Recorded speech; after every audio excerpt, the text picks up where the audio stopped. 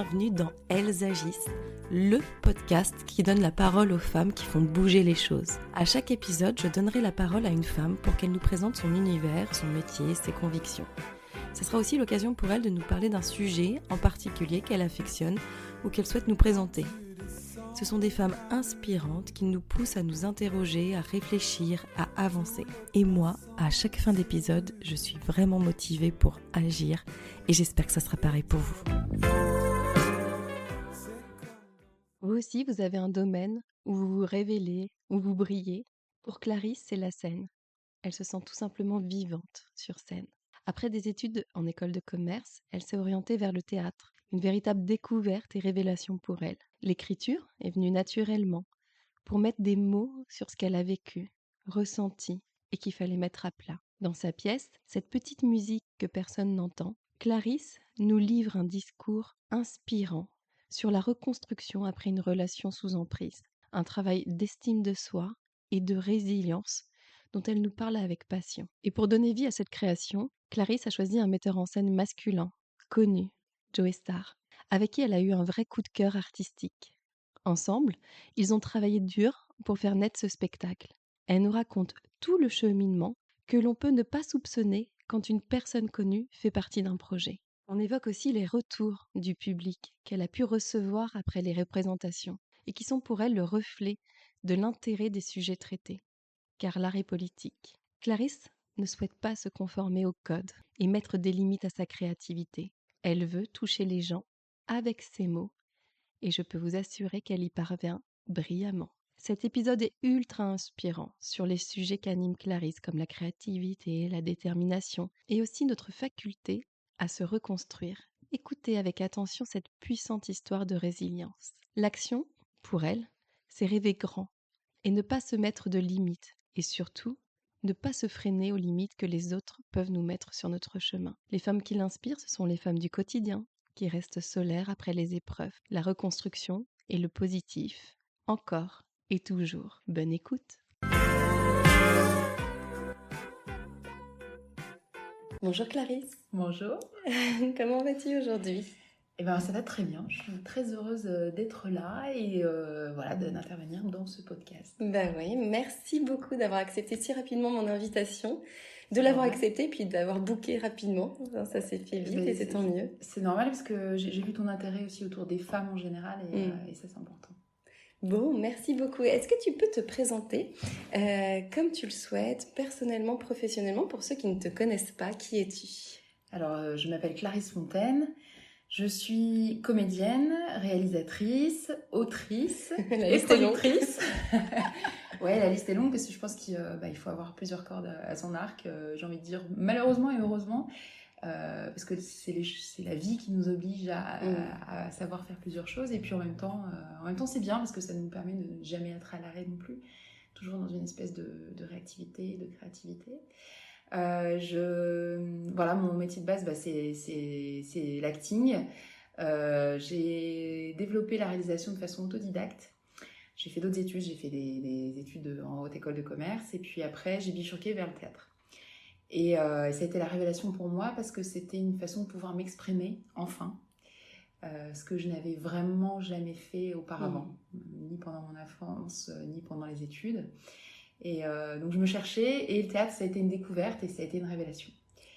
Et ensuite la réalisation c'est venu parce que j'aimais l'image, donc j'ai cherché à apprendre seule parce que c'est aussi quelque chose que j'aime faire, voilà, m'essayer les choses par moi-même. Et l'écriture, ça c'était quelque chose d'un petit peu intrinsèque parce que j'avais des choses à dire véritablement et je me suis nourrie énormément d'autres femmes, d'autres écrits, d'autres auteurs et autrices. Voilà, pour dire un petit peu ce que j'avais à dire et le mettre les mots après pour pouvoir les jouer. Tout ce que tu viens de nous dire là, en espace-temps, c'est combien de temps ? Ça fait combien de temps que ça dure ? Parce que j'imagine que tout n'est pas arrivé tout de suite. Comme tu dis, il y a eu des constructions, tu as eu de découvrir de nouvelles choses. C'est une petite quinzaine d'années environ, ouais. Ça a pris du temps, du temps de reconstruction aussi, parce que j'en parle dans la pièce justement que j'ai écrite et que j'interprète. Voilà, je parle aussi, je parle de ma vie de femme violentée, de femmes sous emprise, et il a fallu que je me libère de tout ça Donc ça a pris du temps, le Mhm. temps de la reconstruction, qui est un temps qui est long malgré tout, mais qui vaut la peine d'être vécu, hein. C'est ce que je rappelle toujours aux femmes qui sont dans ce processus ou qui veulent quitter l'emprise. Voilà, ça n'est pas simple, mais Mhm. c'est mieux quoi qu'il arrive. Mhm. Et cette reconstruction, elle a été physique parce que forcément on somatise, donc on est aussi atteinte physiquement. Je dis atteint et atteinte parce que ça arrive aussi à Ouais, des hommes. ouais. Et ensuite psychologique, voilà, pour à nouveau s'estimer, tout doucement se découvrir aussi. Mhm. Et du coup, en parallèle, je m'essayais toutes ces choses pour avancer vers mon rêve de création. En fait, c'est ce qui m'anime, c'est cette création. Ouais.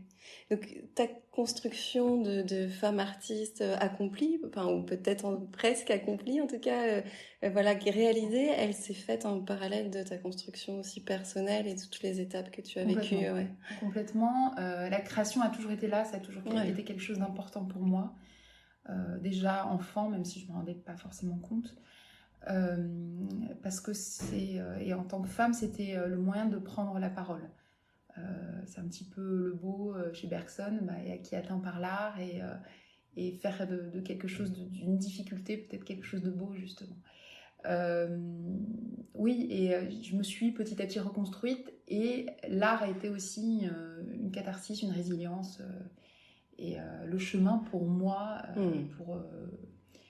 pour parler aussi de ce qui m'était arrivé, et voilà, pour aller plus loin. Et justement, comment tu as envie d'aller plus loin avec cette pièce? C'était d'avoir la possibilité d'en parler, la possibilité de t'exprimer. Tu disais que tu avais fait ton cheminement personnel, mais est-ce que c'était la conclusion ou c'est autre chose? J'ai presque envie de dire que c'est autre chose, c'est vraiment Ouais. une création. J'ai joué les mots d'autres personnes, et forcément on met de soi quand on est comédienne. Voilà, on va chercher en soi des douleurs, des ressentis, des bonheurs. Et là, j'avais des choses à dire, parce que pour moi, l'art est politique, au sens philosophique du terme, il se doit de délivrer un message aussi. Et j'avais envie de toucher les femmes en général et la société, vraiment plus en général. Mais il fallait, je me suis dit, voilà, si avec ces mots, je peux aider ne serait-ce qu'une seule personne, je serai gagnante. Et ça a été cette démarche, et en plus de me faire un cadeau en tant que comédienne, parce que bon, je me suis écrit quand même une belle partition où je peux jouer plein de rôles. Et ça, c'est trippant, on ne l'a pas forcément comme ça Bien d'entrée sûr. de jeu. Et en fait, la machine est devenue plus grosse que moi. J'ai eu une équipe qui s'est totalement fédérée, qui a adhéré au projet, qui a aimé l'écrit. Et le retour du public après chaque représentation est colossal. En fait, j'attendais, j'espérais secrètement, mais à ce point, en fait, ça parle aux gens, et à toutes les personnes, hommes, femmes, diverses histoires, ça résonne d'une certaine façon. Tout le monde a fait son propre chemin en écoutant ce spectacle, et les gens ont beaucoup besoin de débriefer derrière. Et en fait, ça ouvre la parole. Et moi, c'est vraiment ce que je voulais à travers cette pièce. On revient vraiment à l'essence de ce qu'est le cirque au milieu d'Athènes, avec l'échange théâtral. Et on fait souvent des bords plateaux à l'issue. Et il se passe des échanges absolument merveilleux, forts, d'une intensité insoupçonnée. Donc oui, c'est devenu beaucoup plus gros. Je ne sais plus quelle était la question d'origine.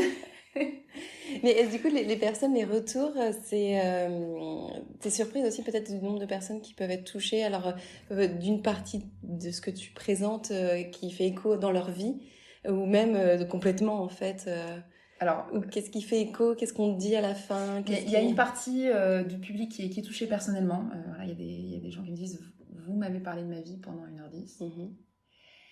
Et après, j'ai des gens qui se reconnaissent dans des moments de vie, alors hommes comme femmes, ou qui connaissent des gens qui vivent ce genre de choses, ou alors qui comprennent le mécanisme. J'ai des hommes qui viennent me dire, ah mais je suis totalement d'accord avec ce que vous venez de dire, je comprends tout à fait voilà ce que vous vivez au quotidien. D'autres qui me disent, bon, j'ai peut-être été un peu le connard d'une nana à un moment donné. Et c'est bien, parce que c'est aussi une position féministe de dire, voilà, on peut se remettre en question. En fait, c'est très varié. J'ai beaucoup d'accompagnants aussi, du personnel de soins qui me disent oui, c'est ça. Ah ouais, D'autres, aussi. dans des juristes qui viennent me dire oui, c'est ça. Et puis beaucoup de merci, en fait, parce que enfin, je le fais pas pour ça, mais d'oser porter ces mots avec une crudité, une vérité et finalement une simplicité. Et ça choque beaucoup les gens que finalement, il n'y a pas de honte, y a pas... Et non, c'est pas à nous d'avoir honte finalement. Oui, bien sûr. Voilà, c'est à l'autre camp, j'ai envie de dire. Et voilà. Est-ce que tu peux nous expliquer, enfin, dans le factuel, en fait, le concret, le côté matériel de la chose, comment les difficultés que tu as rencontrées éventuelles, comment tu as commencé, en fait, l'idée, donc tu as eu envie de créer cette pièce, mais après, comment tu as fait concrètement et puis là où tu en es aussi, quoi, parce Alors, que... ça a été... D'abord, je jouais dans des pièces de théâtre d'autres auteurs. Oui. Je me suis essayée à l'étranger aussi, et j'ai découvert aussi le pouvoir de faire rire.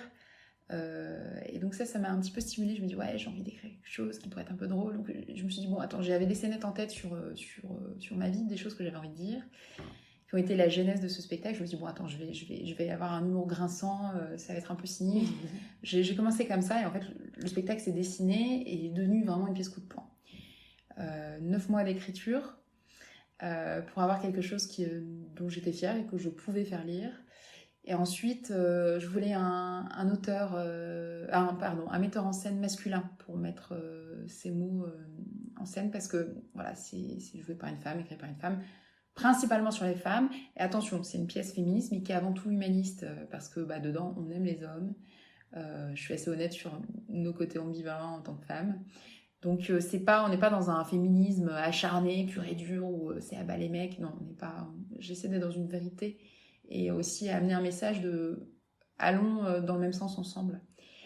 Et en fait, j'ai fini par trouver mon metteur en scène, et ça a été un coup de foudre artistique, parce que il a totalement compris les mots. Il n'y a pas eu besoin d'expliquer. Son vécu a fait qu'il comprenait aussi les difficultés de l'emprise. Et donc ça a été une révélation. Donc ça ne pouvait pas être quelqu'un d'autre. Et ensuite, on s'est battu 3 ans. 3 ans? Ouais, Ah 3 ouais. ans pour faire naître le spectacle. On a eu diverses productions qui s'y sont intéressées.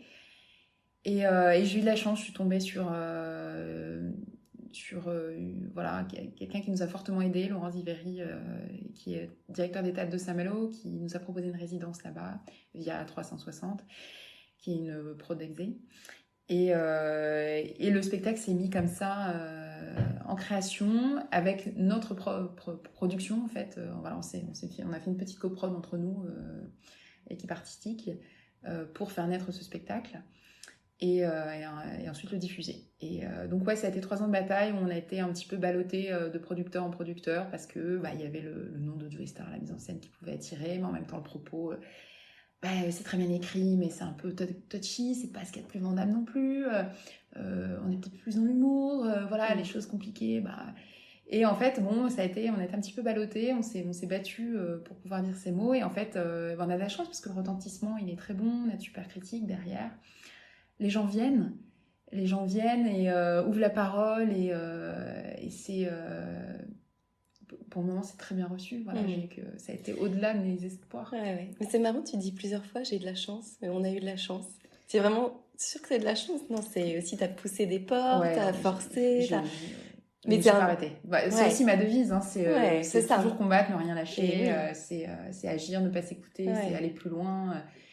Et puis, parce que c'est pour moi, mais en même temps c'est pour les autres, alors je pense qu'on se défonce encore plus, en Bien fait. sûr. En tout cas, dans moi, ce que je fais, j'aime qu'il y ait un message, j'aime que ça raconte quelque chose, j'aime raconter l'intimité des sentiments, et je pense que d'une certaine façon, ça peut aider l'autre aussi. Et en ça, j'aime créer. Donc ouais, c'est toujours ne pas s'écouter, se battre. Je lâcherai rien. Et voilà, je suis dans d'autres projets maintenant aussi. En parallèle, je développe une série que je vais réaliser, qui dénonce l'homophobie. J'écris 2 longs métrages, dont un qui traite de la dysmorphie chez les jeunes adultes, voilà, très lié aux réseaux sociaux. Bien sûr, ouais. Donc on est toujours dans un truc très sociétal. Ouais. Et ça, c'est là où tu puises aussi ton énergie, Ouais. ton envie, ta créativité, ouais. Ouais, je me dis que c'est pas vain, en fait. Mmh. Voilà, qu'on soit d'accord, pas d'accord, si on ouvre une réflexion, on exhorte à une Mmh. discussion, pour moi, c'est gagnant. Mmh. Voilà. Est-ce qu'il y a des pistes créatives que tu n'as pas encore explorées, que tu as envie et qui te trottent dans la tête? Ouais, non, mais j'ai envie de pouvoir aller dans tous mes délires. Je réalise à côté, je fais beaucoup de pubs et de clips, mais oui, enfin, après, c'est une question de financement, Non, mais soyons fous. mais oui, là, il y a un Mmh. des 2 longs métrages où je veux allier musique, peinture, cuisine, voilà, tout ce que j'aime, j'ai envie de le mettre dedans. J'ai envie de pas correspondre au code et de pouvoir avoir cette liberté d'aller dans ma folie créative. Voilà. Donc ça, c'est un des projets aussi qui me tient à cœur, Ouais. de pas mettre de limites sur ou de carcan. Voilà. Oui, c'est dur. De toute façon, la société, c'est le principe même, c'est de nous mettre dans des boîtes, dans des carrés. Et si on a envie de dépasser ça, je pense qu'une fois qu'on sort de ça, qu'on est sorti de notre carré, on ne peut plus nous arrêter, quoi. C'est un peu l'idée. Ouais. Et puis oui, le carré, je l'ai combattu aussi en me libérant de mes préceptes d'enfance et ensuite de l'emprise du pervers narcissique dont je parle. Et donc, première étape de brisage de carcan, j'ai envie de dire, de sortie du carré. Mais et après, il faut se trouver dans ce vaste univers. Et ouais, ça a été la création, c'était ces choses-là. Et maintenant, oui, non, plus rien peut m'arrêter. Enfin, voilà, je ne lâcherai rien. Ouais. Non, mais c'est un beau message aussi, voilà, de se dire... on peut avoir des très très grosses difficultés, des grosses épreuves dans la vie et que c'est pas forcément aussi gravé dans le marbre, qu'on peut aller au-delà et se reconstruire et voilà, vivre quelque chose de super après. Et j'exhorte à ça absolument, et à y croire en fait. Ouais. Surtout, j'exhorte quand je discute avec plein de femmes de tout âge. Hein. Ouais, c'est pas simple, mais c'est mieux. Et allons-y, il faut y croire absolument. Et encore une fois, c'est probablement une question de volonté et de déclic personnel. Il y a aussi beaucoup de femmes qui viennent chercher la clé dans ce que je dis. Et en fait, la clé, je la donne pas. Je parle de ma clé, celle qui a été la mienne. Et cette clé, elle est toujours intrinsèque, je pense. Il faut aussi le vouloir d'une certaine façon, vraiment. Parce qu'on ne peut pas obliger quelqu'un à se sauver. Il faut que cette personne ait véritablement envie de se sauver. Et là, après, elle peut avoir de l'aide. Mais s'il n'y a pas cette envie intrinsèque, c'est compliqué. Ouais. Mais tu dis quand même que le message, toi, tu as eu ta clé. Donc c'est aussi rassurant et je pense que c'est une lueur d'espoir pour les femmes qui se disent il y a une clé, en fait. Ouais, j'ose espérer. J'ose espérer. Et puis j'ai déjà eu un magnifique retour. 3 mois après la première, une dame qui était venue à la première. On revient dans la région 3 mois plus tard pour jouer et elle prend la parole à la fin du spectacle et nous remercie, donc Joe Star et moi, d'avoir mis ça en place parce qu'à l'issue du spectacle, et ben elle a commencé à se libérer de son bourreau et aujourd'hui elle m'a dit c'est difficile mais je vais beaucoup mieux. Voilà, mais c'est colossal comme message. Et, ça me donne des frissons. Et parce que c'est énorme l'impact qu'il y a eu dans sa vie. C'est énorme. Et puis il y a aussi des retours auxquels je ne m'attendais pas. C'est des retours de jeunes femmes, il y en a une de 15 ans, 18 ans, qui sont venues me voir et qui m'ont dit « Merci, j'ai compris des choses sur ma mère ». Donc une qui était en rupture avec sa mère et qui me dit « Aujourd'hui, je vais la recontacter parce que j'ai compris des choses que je ne comprenais pas ». Et ça, je ne l'avais pas du tout réfléchi en amont, ce retour. Et cette perspective, waouh. Et ça n'excuse pas, hein, bien sûr, parce que même si on est victime, il y a un moment, on est victime consentant aussi vis-à-vis de son enfant. Alors c'est très dur ce que je suis en train de dire, mais pour moi, c'est toujours l'enfant qu'on doit protéger. Et même si c'est difficile, il y a des parents sous emprise qui n'y arrivent pas. Alors je ne les juge pas, absolument pas. Mais il y a un moment, ça doit être le moteur. Et ça, je pousse un petit peu à ça. Et je peux avoir des paroles peut-être un peu dures là-dessus, mais si on ne se bat pas pour eux, finalement, on se bat pour qui ? Et donc il y a une jeune fille à qui j'ai dit, voilà, tu n'es pas obligée de pardonner, mais le fait que tu aies compris le processus, le mécanisme où on te lave la tête complètement, d'embrigadement, voilà, peut-être tu peux à nouveau discuter, entrer en relation, comprendre, sans forcément pardonner, hein, mais ça peut ouvrir le dialogue. Oui, ça rejoint ce que tu disais, c'est énorme l'impact que peut avoir une pièce que tu as pensée dans un état d'esprit, dans une volonté voilà, personnel et aussi voilà, plus large. Et en fait, les retours, on les attend pas, quoi. On Ouais. n'attend pas ça. Et puis, C'est ça. et Et ça te nourrit puis, aussi, j'imagine, mais pour d'autres complètement. choses, pour, voilà, pour continuer, l'énergie. Complètement. C'est l'énergie, on le fait au-delà de... Voilà, c'est plus fort, c'est plus costaud. Et jouer ses mots, c'est important. Alors, voilà, moi, effectivement, je suis avant tout comédienne, créatrice, même si je pars de mon histoire d'un vécu. C'est avant tout une création, c'est un moment aussi qu'on a essayé de rendre beau, de dynamique, on utilise de la vidéo, des voix off. Voilà, c'est tout ce travail de mise en beauté, de mise en scène qui est important et qui nourrit et qui me donne envie d'aller vers d'autres projets aussi, qui nous donne la force aussi. Ces retours, ça nous donne la force pour aller vers d'autres projets aussi. Et c'est colossal. Ouais. Qu'est-ce que tu ressens sur scène? Alors, quand je suis sur scène, je suis en vie. Ouais. Je suis en vie, j'ai pas de limite, les sensations sont extrêmes, sont intenses. Et j'ai appris à jouer avant tout pour moi. Ce que je ne savais pas faire avant, de faire des choses pour moi finalement. Et effectivement, on joue d'abord pour soi. Je me dis, je joue pour les autres, je me donne. Non, en fait, on est généreux quand on joue d'abord pour soi. Et les gens ressentent cette générosité parce qu'on se fait un cadeau aussi, on se dépasse. Et le fait de se dépasser, ça nous apporte beaucoup. Et donc ça, c'est sur scène, mais je pense que c'est dans la vie en général. Dès qu'on se dépasse un petit peu en tout, je pense que ça nous apporte énormément. On en devient plus généreux auprès des autres. Oui, puis l'énergie que tu renvoies, du coup, elle est, on l'aperçoit quoi, dans le public. Plutôt que d'aller chercher, tu donnes en fait. C'est complètement différent. Ouais, c'est un peu l'idée. Ouais, super. Alors, où est-ce qu'on en est où là dans cette pièce? Est-ce qu'il y a eu par rapport au Festival d'Avignon, il y a eu des nouveautés, etc. Alors, pas de nouveautés pour le moment. On en est que il va commencer à y avoir un petit peu de date en province. Okay. Ça va se poser gentiment. Encore une fois, parce qu'on est une petite structure, pas de prod véritablement derrière, donc c'est une autre petite coprod, donc les choses sont un peu plus longues. Les gens ne comprennent pas souvent, parce que comme il y a un gros nom à la mise en scène, ils ont l'impression qu'il y a une machine de guerre derrière. En fait, pas du tout. Mais c'est important de le dire aussi, parce qu'on peut se dire, c'est facile en fait. C'est ça, tout le monde avec dit, un nom connu. c'est facile, voilà. De toute façon s'il est là, c'est parce qu'il y a Joe Star, ou alors ils sont en couple, ou machin. Voilà. Non, que nenni, je suis allée chercher, je ne le connaissais pas. Ça a été une rencontre sur le texte, en fait, parce que j'ai envoyé le texte et que le texte a plu.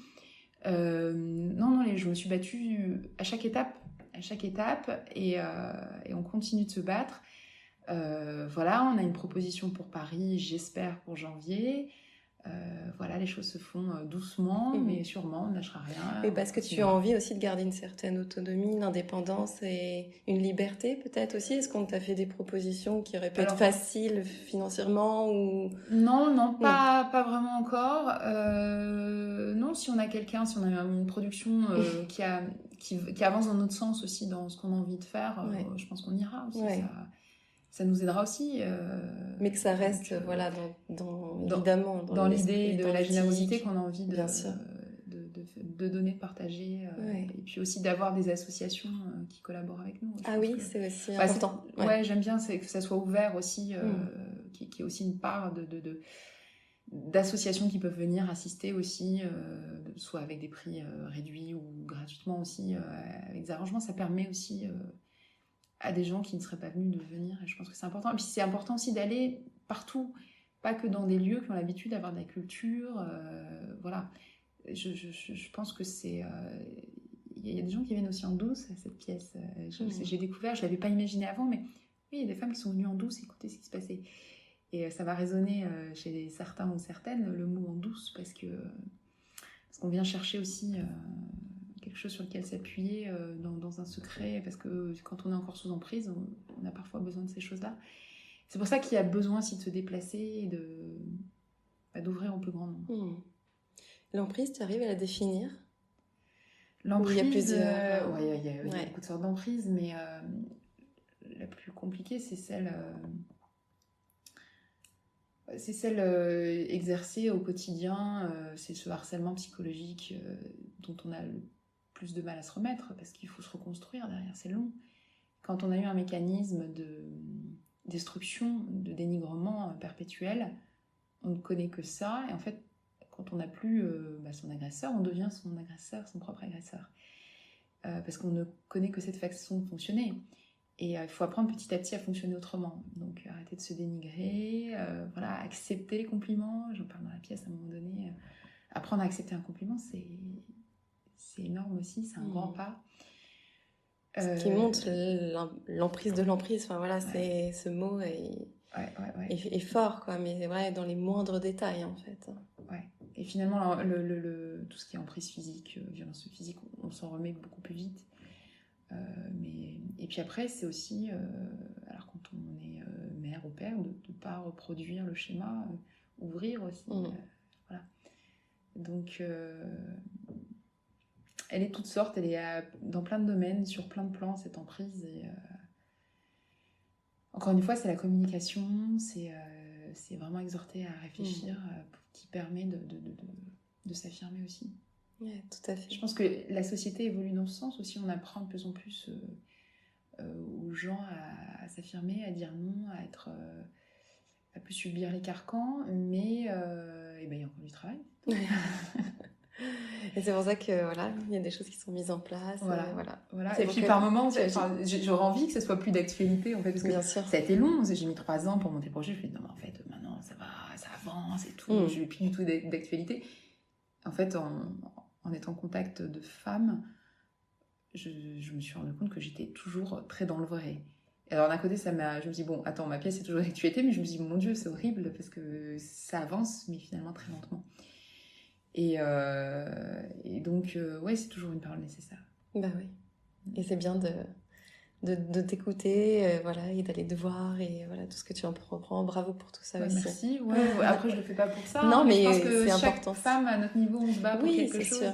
Mais bon, toi, tu comme toi, tu le fais, tu vois, à travers ces podcasts, tu mets les femmes en lumière, en valeur, et toutes nos vies, on se rend compte que d'une façon générale, on se bat en fait, et c'est ce qui nous lie. Ouais, totalement. Je suis tout à fait d'accord. On est sur Elles agissent, donc j'ai quelques questions autour de l'action. Ouais. Est-ce que tu as une idée, une définition d'agir? Pour toi, ça veut dire quoi, agir? Agir, c'est un petit peu... Alors, c'est pas ce que j'aurais envie de dire à ma fille. Il faut pas s'écouter, là. Il faut y aller. On s'en fout, on casse tout, on y va, on rêve grand. C'est rêver grand et avancer. Ne pas se mettre de limites, ne pas écouter les limites des autres. Et parce que les limites, elles arriveront par la force des choses, mais... Ouais, c'est ne pas s'arrêter. Pour moi, c'est vraiment ça. C'est vraiment ça parce que j'aurais jamais imaginé, petite, pouvoir finalement créer mes rêves, aller vers cet univers créatif, vers le cinéma, vers la comédie. C'était tellement loin de moi. J'étais dans mon petit village, enfermée dans le Pas-de-Calais. Pas de connexion, totalement dans autre chose. Et ce chemin, je ne l'aurais pas imaginé. En tout cas, pas de cette façon. Et finalement, alors je suis aussi pour la méthode de la bienveillance. Je pense qu'il n'y a pas que les difficultés qui nous forgent. Mais malgré tout, la vie nous ramène à des choses difficiles. Et vraiment, c'est toujours ne jamais s'arrêter. Et aujourd'hui, j'ai une fille que j'admire pour ça aussi, parce que elle a traversé des choses communes avec moi. Et aujourd'hui, en tant que femme, je l'admire dans sa puissance féminine, où je la trouve très forte. Et à sa façon, parce qu'elle me surprend aussi, et elle me dit oui, et je la pousse toujours à agir, à ne pas écouter les limites qu'elle pourrait se mettre elle-même et que la société aimerait qu'elle se mette finalement. Donc c'est ça pour moi l'action. Ouais. Et c'est vrai qu'on puise aussi beaucoup dans les enfants l'envie d'agir, l'envie de changer, ou ils sont aussi une source en fait. Je pense, en tout cas pour moi, oui. La source. C'est alors, mais je pense qu'ils sont aussi nos bouées par moments.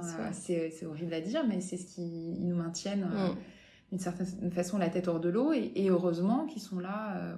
On est tuteurs, mais ils sont aussi par moments ceux qui nous remettent dans le cadre.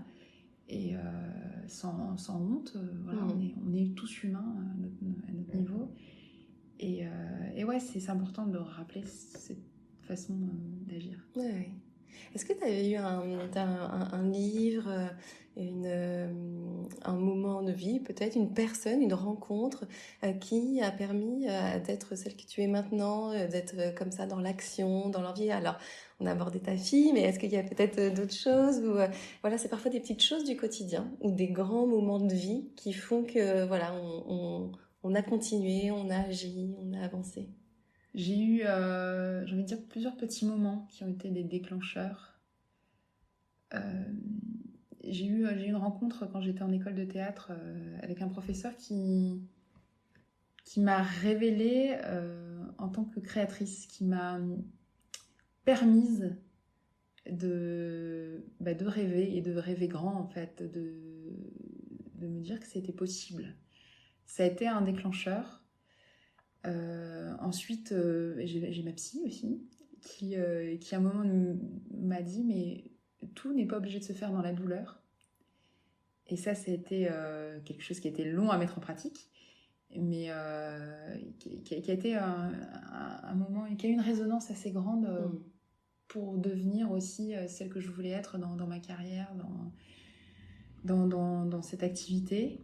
Et après ces diverses rencontres, ça va être des films, ça va être des auteurs, mais ça c'est tellement large parce que c'est des moments, je fonctionne véritablement sur le ressenti. Et c'est des moments qui me nourrissent et que je bois, que j'aspire. Je suis une mangeuse d'art en tout genre. Voilà, de la musique, de la peinture, je me nourris art.